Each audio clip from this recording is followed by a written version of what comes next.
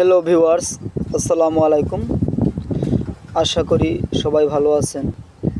আমরা রাতের আকাশে যে তারা বা নক্ষত্র দেখতে পাই, সৌরজগৎ, সূর্য সবই একটি গ্যালাক্সির মধ্যে। অর্থাৎ এটা হচ্ছে তারা বা নক্ষত্রের একটা দল। এই দলে সূর্যের মতো নক্ষত্র রয়েছে প্রায় 20,000 কোটির মতো। একটা গ্যালাক্সিতে শুধু নক্ষত্রই রয়েছে 20,000 কোটির মতো।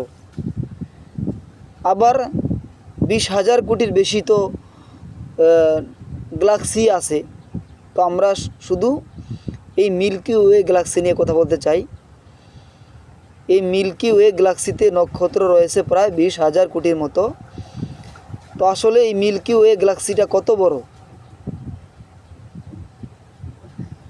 বাংলাদেশ থেকে আমেরিকার সরাসরি দূরত্ব হচ্ছে প্রায় 12,000 কিলোমিটারের মতো। আর পৃথিবী থেকে চাঁদের দূরত্ব হচ্ছে প্রায় 3,84,400 কিলোমিটার।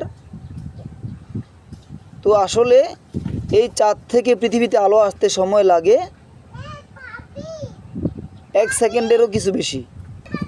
তো এবার ভাবুন, এই আলো 1 বছরে কতটুকু যাবে, আর সেটাকে বলা হয় 1 আলোকবর্ষ। তো এই মিল্কি ওয়ে গ্যালাক্সি, অর্থাৎ আমাদের যে গ্যালাক্সি, সেই গ্যালাক্সির এক প্রান্ত থেকে অন্য প্রান্তে যেতে সময় লাগবে 1 লক্ষ আলোকবর্ষ।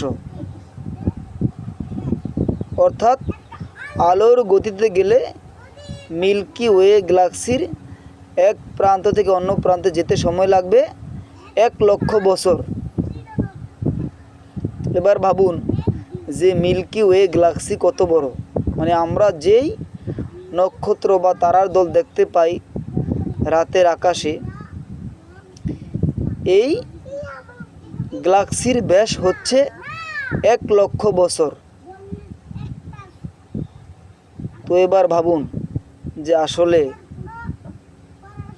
মিল্কি ওয়ে গ্যালাক্সিটাই কত বড়, আর এই মহাবিশ্বটা কত বড়, সেটা ভাবলে আসলে মাঝে মাঝে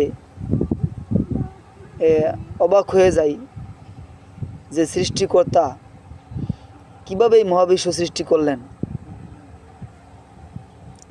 আর এই মহাবিশ্বের তুলনায় আমাদের পৃথিবী অতি নগণ্য, একটা বালুকণার মতো।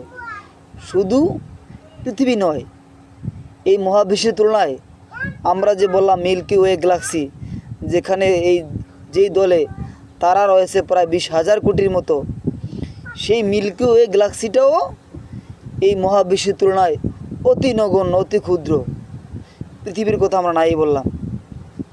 ধন্যবাদ সবাইকে।